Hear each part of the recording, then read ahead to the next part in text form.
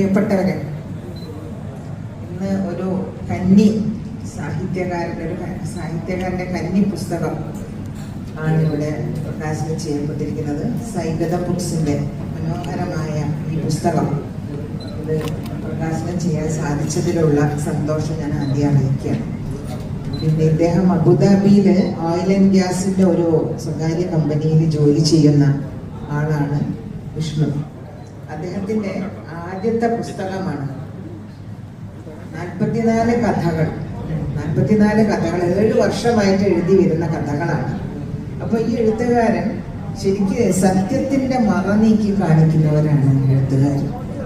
അത് ഒരു സർഗശേഷി എന്ന് പറഞ്ഞാൽ എല്ലാവർക്കും ഉണ്ടാകുന്ന ഒരു കാര്യമില്ല. അതുകൊണ്ട് ഈ എഴുതുന്ന ആളുകൾക്ക് ഒരിക്കലും എഴുതാതിരിക്കാൻ കഴിയില്ല. സർഗശേഷിയുടെ തീപ്പൊരി ഉള്ളിലുണ്ടെങ്കിൽ എഴുതാതിരിക്കാൻ ഒരു എഴുത്തുകാരന് സാധിക്കില്ല.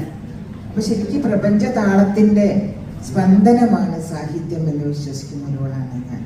അപ്പൊ സംഗീതമായി കേട്ടതും അതുപോലെ നമ്മുടെ അങ്ങനെ എല്ലാ ആത്മാവിന്റെ സംഗീതമാണ്. ശരിക്കും ആത്മാവിന് മുറിവേറ്റവരാണ് എഴുത്തുകാരാവുന്നതെന്നാണ് എനിക്ക് തോന്നുന്നത്. അദ്ദേഹത്തിനും ജീവിതത്തിൽ ഒരുപാട് മുറിപ്പാടുകൾ ജീവിതത്തിൽ ഉണ്ടായിട്ടുണ്ട്. അതുകൊണ്ട് തന്നെയാണ് എഴുതുന്നത്. പിന്നെ സംഘർഷഭരിതമായൊരു ജീവിതമാണല്ലോ പ്രവാസിയുടെ. സംഘർഷമില്ലാതെ കലയില്ല. വായനയായാലും അതുപോലെ എഴുത്തായാലും നമ്മൾ എഴുതുമ്പോൾ ആദ്യം തന്നെ നമ്മൾ പ്രശാന്തമായ മനസ്സോടെ വായിക്കാനിരിക്കുമ്പോൾ. പക്ഷെ അത് പിന്നെ സംഘർഷത്തിലൂടെ കടന്നുപോയി വീണ്ടും പ്രശാന്തിയിലേക്ക് വന്നെത്തുകയാണ് ഒരു എഴുത്തുകാരൻ എഴുതുമ്പോൾ ഉണ്ടാവുന്നത്. പിന്നെ നമ്മൾ എഴുതി കഴിഞ്ഞാൽ നമുക്കൊരു ശാന്തി കിട്ടുകയുള്ളൂ. അപ്പോൾ ഈ ഒരു പുസ്തകമാണ് അദ്ദേഹം വിഖ്യാതനായ സാഹിത്യകാരൻ കസാൻസാക്കിസ് പറഞ്ഞിട്ടുണ്ട്, ഓരോ മനുഷ്യന്റെയും മുന്നിൽ ജീവിതമാകുന്ന എല്ലിൻ കഷ്ണം വന്ന് വീഴുന്നു. അപ്പൊ ഒരു കൂട്ടർ മാത്രം വിചാരിക്കുകയാണ്, ആരാണ് ഈ എല്ലിൻ കഷ്ണം എൻ്റെ മുന്നിൽ കൊണ്ട് വന്നിട്ടത്? അവരുടെ ജീവിതം പിന്നെ നിരന്തരമായ സംഘർഷമാണ്. ആ ജീവിതത്തിൽ പിന്നെ സമാധാനമില്ല. അതാണ് എഴുത്തുകാരുടെ ജീവിതം. അങ്ങനെ ഉള്ള സംഘർഷത്തിലൂടെ കടന്നു വന്ന് ഒരു എഴുത്തുകാരന്റെ പുസ്തകം സൈഗതം ബുക്സ് മനോഹരമായിട്ട് പുറത്തിറക്കിയിരിക്കുകയാണ്. അപ്പൊ അതിന്റെ ഒരു കൃതജ്ഞതയും കൃതാർത്ഥതയൊക്കെ അദ്ദേഹത്തിന്റെ മുഖത്ത് നമുക്ക് കാണാൻ സാധിക്കും. അപ്പൊ ഈ ഒരു സമയത്താണ്, പക്ഷെ എത്ര പേരുണ്ടാവും എന്നുള്ളൊരു ആദ്യമാണ്. പക്ഷെ നല്ലൊരു ഓഡിയൻസ്, സാധാരണ പുസ്തക പ്രകാശനത്തിന് എത്ര പേരെ കാണാറുണ്ട്. എന്തെങ്കിലും പേര് വന്നോ? നിങ്ങളോടൊക്കെ ഹൃദയം നിറഞ്ഞ നന്ദി നമ്മുടെ വിഷ്ണുവിന്റെ പേരിൽ അറിയിക്കുകയാണ്. സൈഗതം ബുക്സ് എന്ന് പറഞ്ഞാൽ, സൈഗതം എന്ന് പറഞ്ഞാൽ തന്നെ എന്താണ്? മണലാണ്, മരുഭൂമിയാണ്. മരുഭൂമിയിൽ നിന്ന് വന്നിട്ടുള്ള ഒരു മരുപ്പച്ചയാണ് സൈഗതവും സംഗീതവും വേണ്ട എത്രയോ വർഷത്തെ പരിചയമുണ്ട് എനിക്ക്. ഇന്ന് ശരിക്കും എനിക്ക് വേറൊരു പരിപാടി ഉണ്ടായിട്ട് അത് ഒഴിവാക്കിയിട്ടാണ് ഞാൻ സംഗീത വിളിച്ചപ്പോൾ ഞാൻ വന്നത്. ഏതായാലും വന്നപ്പോൾ വിഷ്ണുവിൻ്റെ പുസ്തകം കാണാനും വിഷ്ണുവിൻ്റെ ഭാര്യയും ഒക്കെ അവരൊക്കെ കാണാനും അദ്ദേഹത്തിൻ്റെ ഈ പുസ്തകം നിങ്ങളെല്ലാവരും വാങ്ങണം കേട്ടോ. കാരണം ഈ പുസ്തകം പ്രകാശനം എന്ന് പറഞ്ഞാൽ എന്താണ്? നമ്മളൊരു പുഷ്പവാടിയിലൂടെ നമ്മളത് കടന്നു പോയാൽ പോരാ, അവിടെ നിന്ന് പുഷ്പങ്ങൾ നമ്മൾ കുറച്ച് ശേഖരിക്കണം. അതാണ് പുസ്തക പ്രകാശനത്തിന്റെ പ്രസക്തി. അപ്പൊ സൈഗത ബുക്സിൽ ഈ പുസ്തകം വാങ്ങാനുണ്ട്. എല്ലാവരും വാങ്ങി വായിക്കണം എന്നാണ് എനിക്ക് പറയാനുള്ളത്. ഇനി അദ്ദേഹത്തിന്, വിഷ്ണുവിനും അദ്ദേഹത്തിന്റെ കുടുംബത്തിന് നന്മയേക്കാൾ വലിയ നന്മ ഉണ്ടാവട്ടെ എന്ന് പ്രാർത്ഥിച്ചുകൊണ്ട് ഇനി കൂടുതൽ പുസ്തകങ്ങൾ എഴുതാൻ അദ്ദേഹത്തിന് ഇതൊരു പ്രചോദനമാവട്ടെ എന്ന് ആശംസിച്ചുകൊണ്ട് എൻ്റെ വാക്കുകൾ അവസാനിപ്പിക്കുകയാണ്. എല്ലാവർക്കും നന്ദി. Thank you teacher. അടുത്തതായിട്ട് പ്രതാപൻ സാറിന്റെ വാക്കുകൾ കേൾക്കാം. സുഹൃത്തുക്കളെ, കെ.പി. സുധീര പറഞ്ഞതുപോലെ ഇത്തരമൊരു ദിവസം ആദ്യത്തെ പരിപാടിയിൽ തന്നെ ഇത്രയധികം ആൾക്കാർ ഓടുന്നു എന്നുള്ളത് ഒരു ചെറിയ കാര്യമല്ല. തീർച്ചയായും വളരെ സന്തോഷമുണ്ടാക്കുന്ന ഒരു കാഴ്ച തന്നെയാണത്. അതിനപ്പുറം ഇത്തരമൊരു കഥാപുസ്തകം, കൊച്ചു കഥകളിലൂടെ 45 കഥകൾ വെച്ചിരിക്കുന്ന ഒരു പുസ്തകം കെ.പി. സുധീരയിൽ നിന്ന് ഏറ്റുവാങ്ങാൻ കഴിഞ്ഞു എന്നുള്ളത് വളരെയധികം സന്തോഷമുണ്ട്. ഒരു 75-80 പുസ്തകം വരെ എനിക്കറിയാം കെ.പി. സുധീര എഴുതിയത്. അതിൽ കഥയുണ്ട്, നോവലുണ്ട്, ബാലസാഹിത്യമുണ്ട്. സാഹിത്യത്തിന്റെ വിവിധ മേഖലകളിൽ അവർ 101 പുസ്തകം. അതെ. അപ്പം സ്വാഭാവികമായിട്ടും നമുക്കത് അവരെ പോലെയുള്ള വളരെ സീനിയർ ആയിട്ടുള്ള റൈറ്ററിൽ നിന്ന് റൈറ്റർ പുസ്തകം പ്രകാശിപ്പിച്ചു എന്നുള്ളത് കൊണ്ട് തന്നെ ഈ പുസ്തകം തീർച്ചയായും അതിൻ്റെതായ സന്തോഷം എനിക്കുമുണ്ട്. മറ്റൊന്ന് സംഗീതയുടെ കാര്യമാണ്. എന്നോട് പറഞ്ഞു ഒരു പുസ്തകം പ്രകാശിപ്പിക്കണം, പെട്ടെന്ന് ഒന്ന് വരണം, ഒരു എഴുത്തുകാരൻ വേണം. സംഗീതം തന്നെ എഴുത്ത് വ്യക്തിയാണ്. സംഗീതത്തിന് എന്നെ വിളിച്ചത് എന്ന് എനിക്കറിയില്ല. സ്വന്തം പുസ്തകമായതുകൊണ്ടായിരിക്കാം സ്വന്തം പ്രസാദനം ചെയ്ത സംഗീതം തന്നെ വളരെ എഴുതാൻ മടിയുള്ള ഒരു പ്രസാധകയാണ്. നന്നായി ബാലസാഹിത്യങ്ങൾ എഴുതുന്ന ഒരു പ്രസാധക. എന്തായാലും ഇത്തരമൊരു സായാഹ്നത്തിലേക്ക് നമ്മൾ കടക്കുന്നു. അത്തരമൊരു സായാഹ്നത്തിലേക്ക് എത്തുന്നതിൽ ഇത്തരമൊരു ദിവസത്തിന് 1000 ആശംസകൾ. നമ്മുടെ എഴുത്തുകാരൻ 7 വർഷത്തോളം കാത്തിരുന്നതിന് ശേഷം വരുന്നൊരു പുസ്തകം എഴുതി തുടങ്ങുന്നതിന് മുമ്പ് തന്നെ പുസ്തകങ്ങൾ രൂപപ്പെടുന്ന ഒരു സ്ഥലം കൂടിയാണ് ഷാർജ എന്ന് ഓർമ്മിച്ചുകൊണ്ട് ഞാൻ പറയട്ടെ. ഇത്രത്തോളം കാത്തിരുന്നുകൊണ്ട് ഒരു പുസ്തകം വരുന്നു. ആ പുസ്തകത്തിന് എല്ലാവിധ ആശംസകളും ഞാൻ നേരുന്നു. നന്ദി, നമസ്കാരം. Thank you Akshay. അടുത്തതായിട്ട് ഈ പുസ്തകം വായിച്ച ഒരാൾ അതിന്റെ അനുഭവം നിങ്ങളോട് പങ്കുവയ്ക്കുന്നു. ജാനകി വനിത.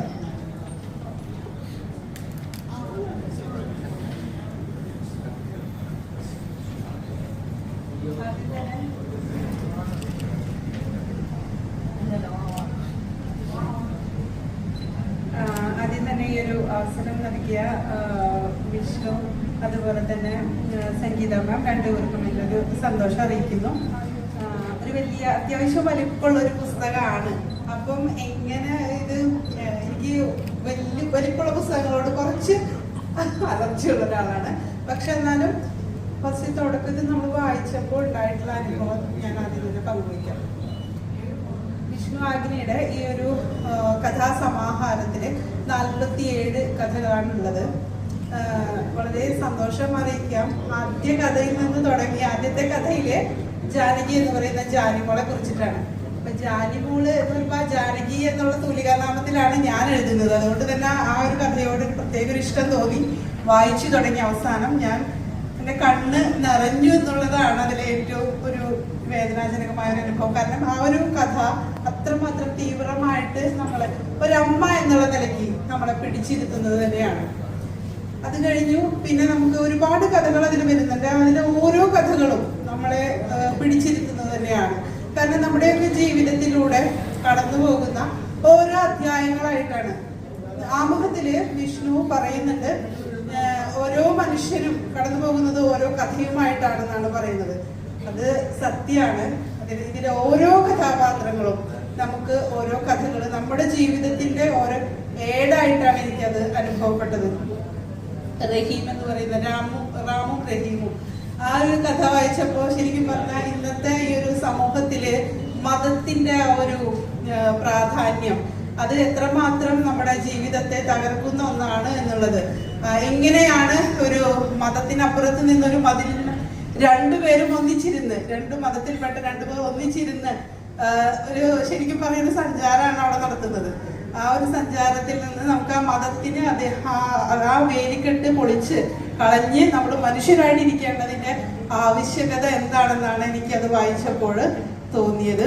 അതുപോലെ തന്നെ ഒരുപാട് ഭാര്യാഭർത്തൃ ബന്ധം, അതിലുണ്ടാകുന്ന വിള്ളലുകള്, അതുപോലെ തന്നെ ഷണ്ടൻ എന്ന് പറയുന്ന ഒരു കഥ.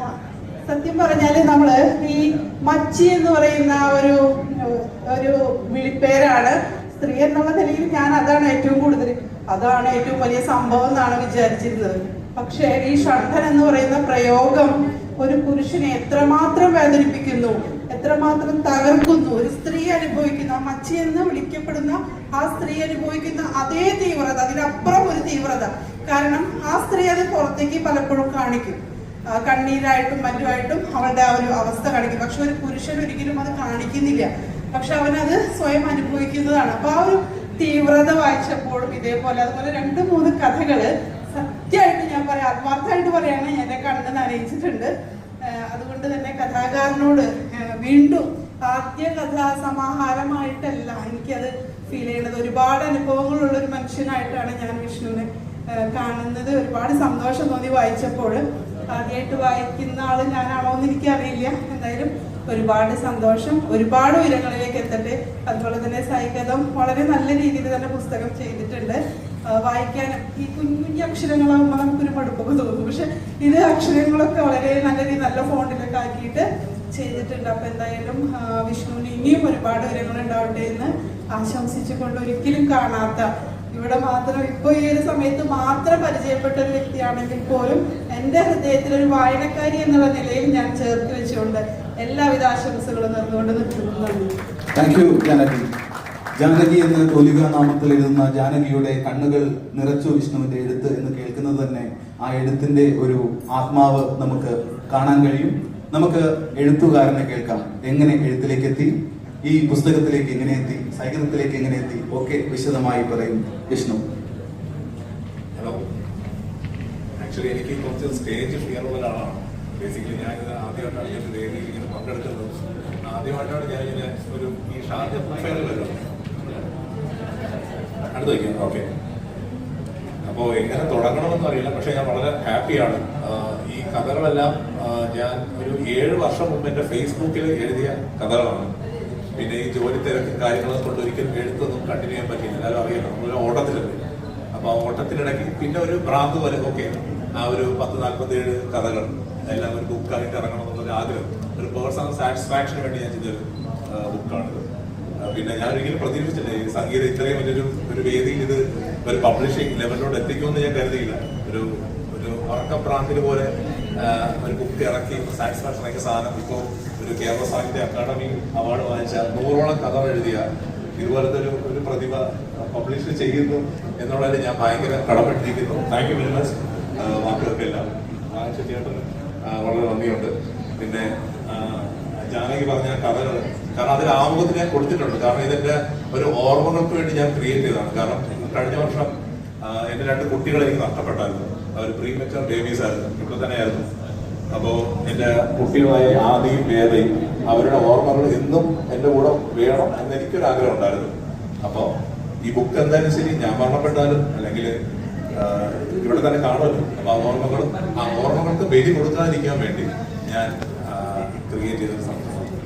പിന്നെ എനിക്ക് കൂടുതൽ സംസാരിക്കാനും അറിയത്തില്ല സാഹിത്യപരമായിട്ടൊന്നും. പിന്നെ ഒരു കാര്യം പറയാം, ഇത് എത്രത്തോളം കാലിക പ്രസക്തി ഉണ്ടെന്നും അല്ലെങ്കിൽ സാഹിത്യ നിലവാരം ഉണ്ടെന്നും എനിക്ക് അറിയില്ല. പക്ഷെ ഏതെങ്കിലും ഒരു കഥയോ ഒരു വരിയോ ഒരാൾ ഇഷ്ടപ്പെട്ടാൽ അവർക്ക് അത് ഇഷ്ടമാണെങ്കിൽ എന്നെ അറിയിക്കാൻ വേണ്ടി ഇമെയിൽ ഐഡി അതിലുണ്ട്. ഞാൻ എന്റെ ആത്മാവ് ആഗ്രഹിക്കുന്ന സംതൃപ്തിയാവുന്നു. Thank you very much. Thank you Vishnu. Sangeetha ചേച്ചി, എന്താണ് വിഷ്ണു